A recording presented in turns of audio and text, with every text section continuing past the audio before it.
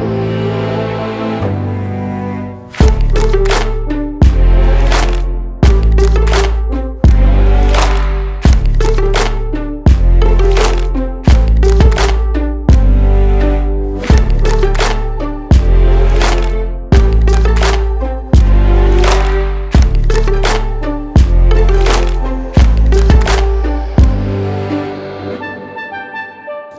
की मेज से विकास कुमार झा का नमस्कार। आज हमारे खास मेहमान हैं थिएटर जगत और सिनेमा की एक नामचीन हस्ती महाराज कृष्ण रैना। कुछ भ्रम में पड़ गया। अरे भाई, श्री M.K. रैना याद आ गया ना आपको, क्योंकि महाराज कृष्ण रैना जी मशहूर है अपने इस शॉर्ट फॉर्म के नाम से M.K. रैना।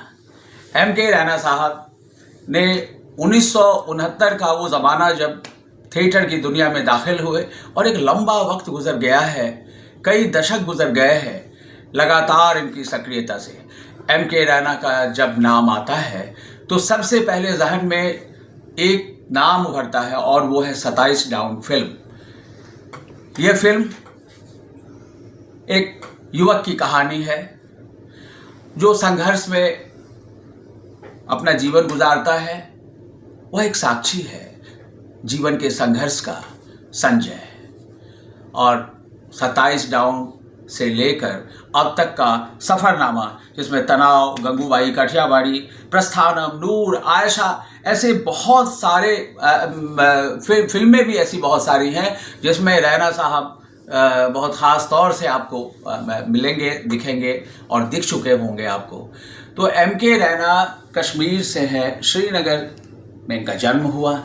इनके पिता राजनीतिक सामाजिक जीवन में थे और बेशक सार्वजनिक जीवन में रहने की वजह से महाराज कृष्ण जो जब बच्चे थे तो उनको पिता की ये जो पूरी समाज के प्रति जो उनका कमिटमेंट था, इसका बड़ा गहरा असर पड़ा। पूरे जो मोहल्लावाद होता है, जैसा कि रैना साहब बताते हैं कि श्रीनगर के उन मोहल्लों में जो एक आपस की जो गर्मजोशी थी, वो कहीं न कहीं एक पूरे M.K. रैना को निर्मित करने में बहुत काम आई है। तो आपकी मुलाकात M.K. रैना से करवाते हैं। आइए मिलिए। रैना साहब, आपका जब कभी जिक्र आता है तो सीधा 27 डाउन की कहानी सामने आ जाती है। वही संजय 1974 यानी 1974 में अवतार कृष्ण कौल की जो ये फिल्म आई थी और वो संजय की कहानी और वो पिता जो रेलवे में थे वो, और एक्सीडेंट उनका हुआ, और फिर शालिनी, बहुत सी कहानियाँ, यानी ज़िंदगी के सफ़र का पूरा जायज़ा है। और न्यू वेव क्लासिक के रूप में 27 डाउन को गिना जाता है बहुत शुरू के दिन में। तो उस संजय की याद, वो 27 डाउन क्या है? क्या आज भी ऐसा कुछ हम इतनी साल, पूरी एक हाफ सेंचुरी हो गई, तब हम छोकरे थे। ये है कि वो फिल्म करने का ये था कि एक नई किस्म की फिल्म थी और मेरी पहली फिल्म थी। मेरी नहीं, अवतार कौल की भी थी, AKB जो कैमरामैन थे उनकी भी थी, साउंड रिकॉर्डिस्ट की, सबकी पहली फिल्म थी। इसलिए सब दीवाने थे इस फिल्म को बनाने के लिए, बिल्कुल दीवाने। 2-3 बार अरेस्ट हो गए, पता नहीं क्या क्या हुआ, कितने रिस्क लिए उसको शॉट्स लेने के लिए। वो आप देखेंगे जब फिल्म देखते हैं कि ये शॉट कैसे लिया गया, कैसे लिया गया।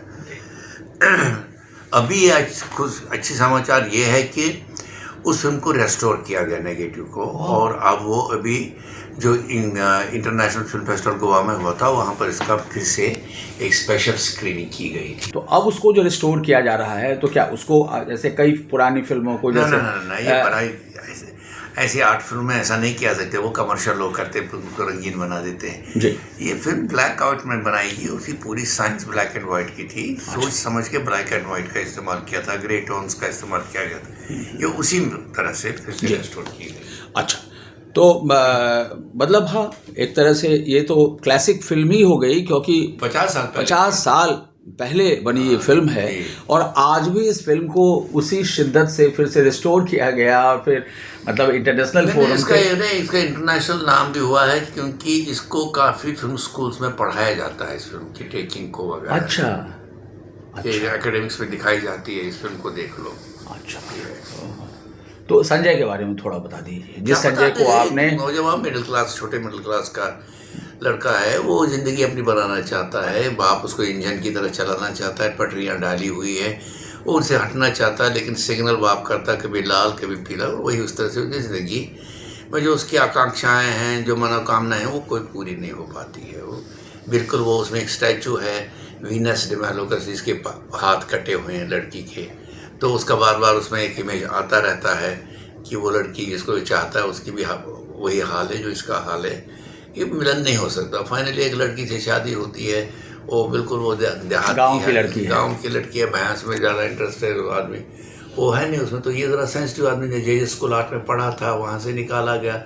तो एक मतलब ये कहूँगा कि पोस्ट इंडिपेंडेंस के बाद जो नौजवान कुछ अपनी अरमान लेके चलता है, तो उस पर जो एक फ्यूडल प्रेशर होता है घर का, और वो प्रेशर पे वो पनपता नहीं है, तो उसी पटरी पर ही रहता है, पटरी से उतर नहीं सकता, स्टेशन ना पे चलता रहता है। और उसका एक बिंब है उसका कि वो बॉम्बे टू वाराणसी, हाँ टीसी है, वो बनारस एक जगह ऐसे जो पवित्र मानी जाती है, वहाँ सफ़र आखिरी सफ़र लेना चाहता है, तो ज़िंदगी को आगे पीछे देखता रहता है, हमेशा स्टेशनों पर ही था, और एंड पे उतरता नहीं है। और वो शालिनी को फिर से ढूंढने की कोशिश भी करता है, लेकिन कोशिश नहीं करता, कहते मिलेंगे।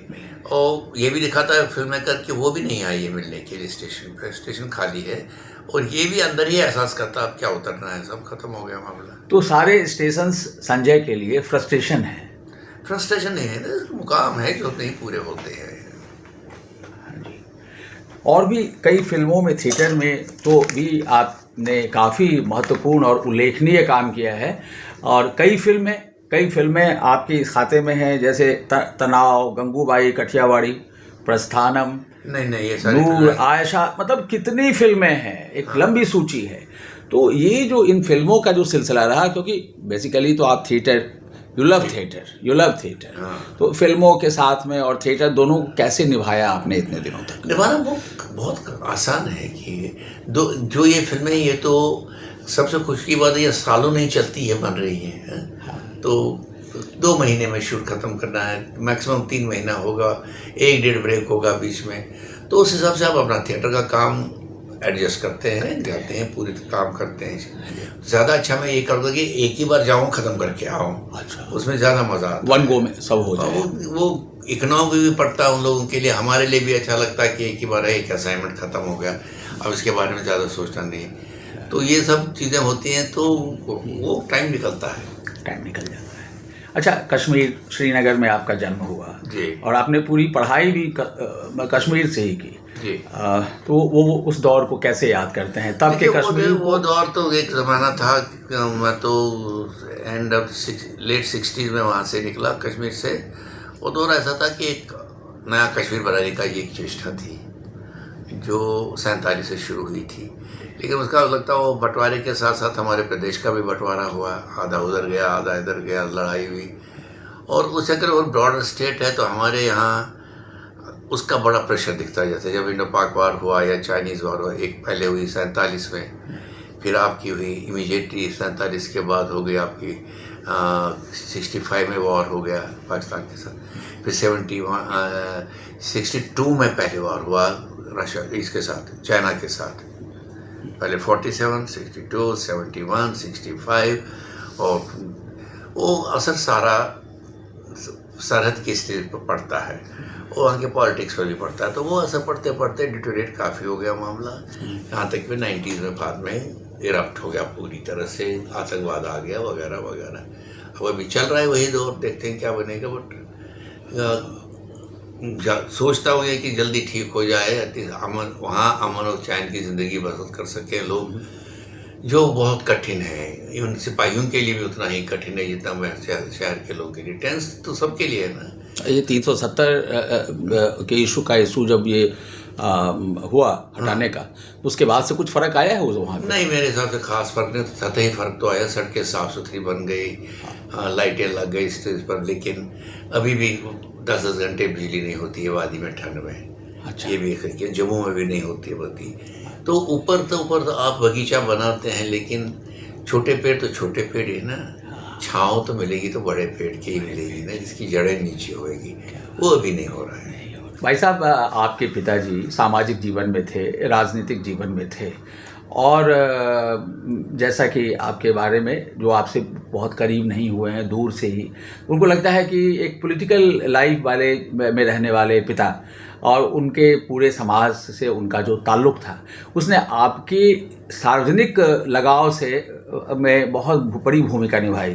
पिता का एक पब्लिक फिगर होना, राजनीति में सक्रिय होना, तो उसका असर आपके व्यक्तित्व पे पड़ा। और आपके सोच में ये था कि हमारे घर में ये सोच ये ना था कि हम पंडित हैं इसलिए हम पंडित नहीं हैं। हमारे हमसाए मुसलमान थे और सदियों के संबंध, आज के संबंध नहीं। मतलब हमारे घर में कोई जिए मरे पूरा उनका साथ रहता था। क्या बात है। तो उस माहौल में पले हैं हम लोग जी।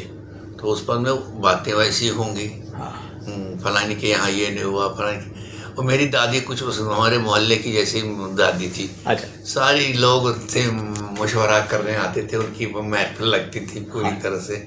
तो नसीहतें देना लोगों को, जो हम मुस्लिम लोग जो हैं, जो थोड़े से कम कमाई के लोग थे, उनकी माएँ आती थी, गप्पे मारती थी, पता नहीं क्या क्या चलता था वो वातावरण। मतलब यूनिवर्सल दादी थी वो। कसम कर। अच्छा। हाँ, हुक्का भी पीती थी। हुक्का भी पीती थी। तो सारा मोहल्लापन था और सब हमदम थे। वो जो जिसको कहना है कि कम्युनिटी लिविंग, कम्युनिटी लिविंग, शादी हो, मरण हो, कुछ भी हो, उस वक्त आपको पता चलता आपकी कम्युनिटी यही है। रिश्तेदार बाद में पहुंचते हैं धीरे धीरे रोने के लिए, पहले यही होते हैं जो आपके काम में आते हैं, जो इमीडिएट नेबर हैं या जो मोहल्ले के लोग हैं। लेकिन अब शहर की ज़िंदगी में ये जो मोहल्लापन है, हाँ। वो आमतौर से ज़्यादातर जगहों में ख़त्म सा होता दिख रहा है। श्रीनगर में अभी है, अभी है, कश्मीर में अभी है। हमारे यहाँ एक अजीब सा ये है, शायद नॉर्थ इंडिया में है, कि सपोज हम लोग को नया घर बनाना है, छोटा घर पड़ रहा है, तो सारे भाई एक साथ ज़मीन लेंगे। अच्छा। और उसका हिस्सा क्या, तेरा घर यहाँ बनेगा, तेरा घर शाम को सब मिलेंगे, मतलब मोहल्ला वो भी बन जाता। क्या बात है। जैसे मेरा घर था तो हम कजन्स ही थे, कोई 10-11। हाँ। तो हमारी अपनी टीम थी, क्या क्रिकेट खेले, हॉकी खेले, हमारे अपनी टीम थी। और दूसरे मोहल्ले की टीम के साथ खेलते थे। घरेलू टीम थी आप लोगों की, कम्युनिटी फीलिंग थी, भाईचारे की भावना थी। वो अलग ही माहौल था, वो प्रदेश, वो देश। सही।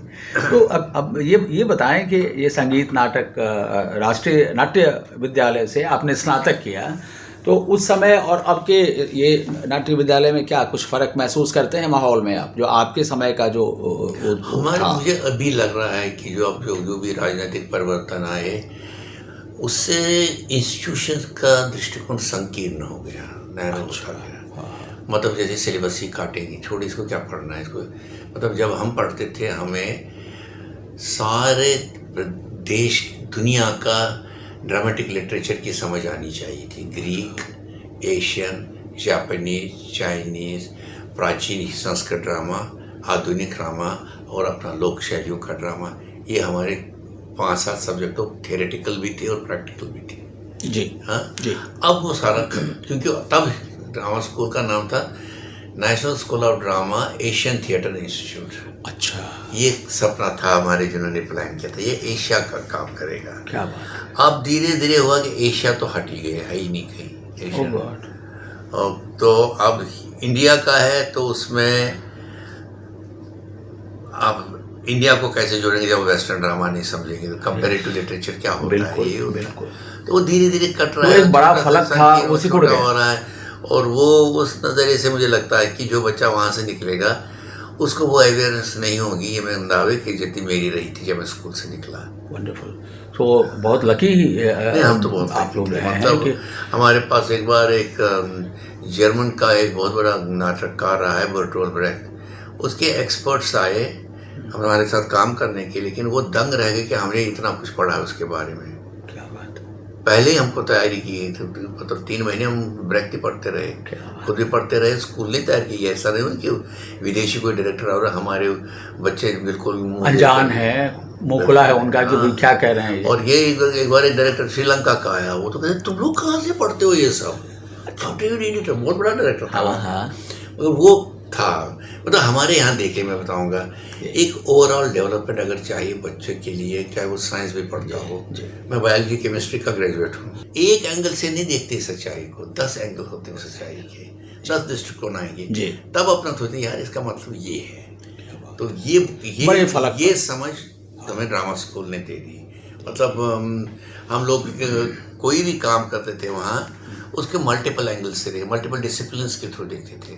मल्टीपल डिसिप्लिन बहुत बड़ी चीज़ होती है, बहुत बड़ी, मतलब बड़ा फर्क होता है। जैसे पेड़ है, आप पेड़ में सिर्फ उसकी प्रकृति थोड़ी देखेंगे, हरा कितना है, अब उसकी साइंस है, केमिस्ट्री क्या है इसमें, फिजिक्स क्या है इसमें, फोटोजेनेटिक्स क्या है इसमें, जेनेटिक्स इसमें, और कितने जीव जंतु रहते हैं इस पेड़ में, अकेले वो नहीं रह रहा है, कितने रंग है।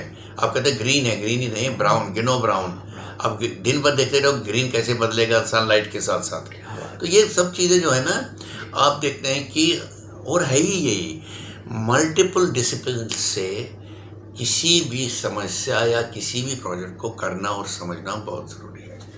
मतलब जैसे देश हमारा है, अगर हम सिर्फ एक, जैसे आजकल हिंदुत्व के पॉइंट ऑफ व्यू से देखना चाहते हैं, बहुत सारे लोग देखते हैं, पर ये एक संकीर्ण नज़र है। जब आप इसको देखेंगे सिविलाइजेशन, यहाँ तो खून भी आए, पता नहीं शक आए, पता नहीं, और उनकी नस्लें हैं सब हम उन्हीं नस्लों से पढ़े, तो हम उसको ये नहीं कहते ये नहीं है, ये नहीं, तो फिर हमारे पास खजाना ही खत्म होगा। जब सबको खारिज कर देंगे तो रहेगा क्या, रहेगा तो खजाना कहाँ से आएगा?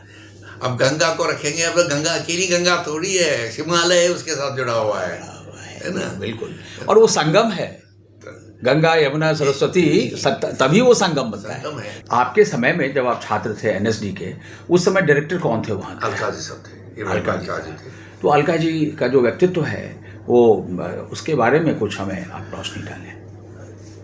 मेरे ही कभी ऐसे टीचर मिलते हैं, क्या बात, क्या बात। मैं तो कहता हूँ कि मुझे स्कूल में भी मैं बड़ा खुशकिस्मत रहा हूँ, क्योंकि हम सामान्य परिवार के हैं, हमारे कोई दौलत और कोई जागीरें नहीं थी।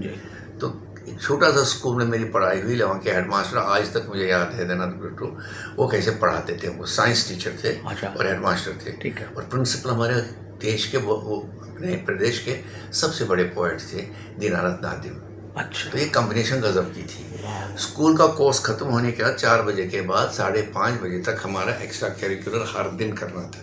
आप गार्डनिंग का कर दीजिए, साइंस केमिस्ट्री के प्रैक्टिकल कर सकते हैं, आप ड्रामा कर सकते हैं, आप शायद राइटिंग करना सकते हैं, ये चीज़ें होती थी। तो फिर जब स्कूल वहाँ से आए, ड्रामा स्कूल आए, टीचर उसी का एक मैग्निफिकेशन मिल गया। वो आपको पेंटिंग भी समझाना चाहता है, वो आपको भारतीय संगीत समझाना चाहता है। मतलब मैंने पहली बार बाला सरस्वती को सामने ऐसे ही बैठे, क्या बात, डेमोन्स्ट्रेशन दे रही थी, क्या बात।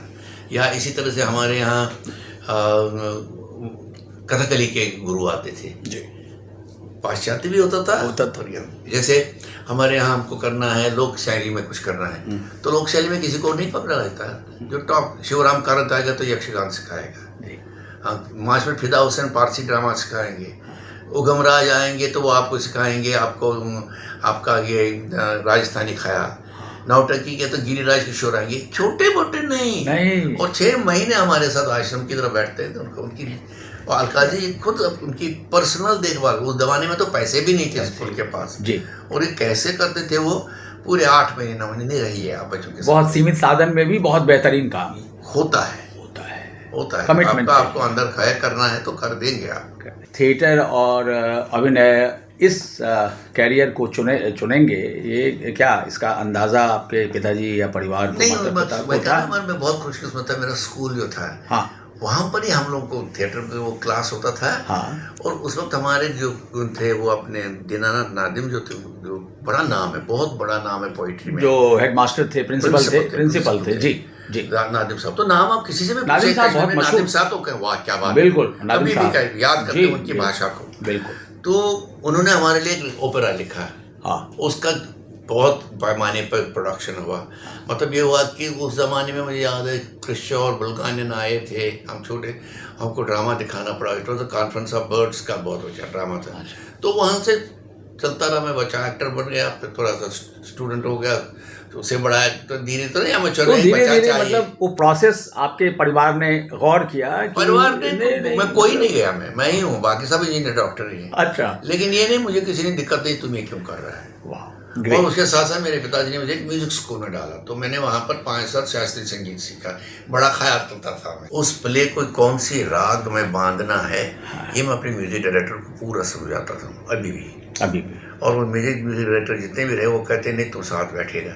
मैं कहा आप करो सर, क्या करते हैं? तो नहीं, हमें तेरे चेहरे से पता चलता है कि ठीक चल रहा है मामला। अच्छा, तो मेरे जितने भी म्यूजिकल्स हुए हैं, बहुत बड़े म्यूजिकल्स मैंने किए हैं।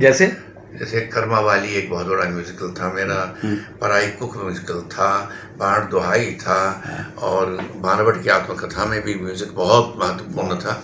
तो इस तरह से जितने भी नाटक किए, तो म्यूजिक अभी भी लोग चाहते हैं संगीतमय। या कबीरा खड़ा बाजार में वो अभी भी चल रहा है, अब तो रॉक म्यूजिकल बन गया उसका। अच्छा। यंग लोगों ने बनाया उसका, हाँ। ताकि नौजवानों को समझाया जाए मॉडर्न इडियम में कबीर। अच्छा, तो वो चल रहा है, वो 3 साल से चल रहा है वो भी।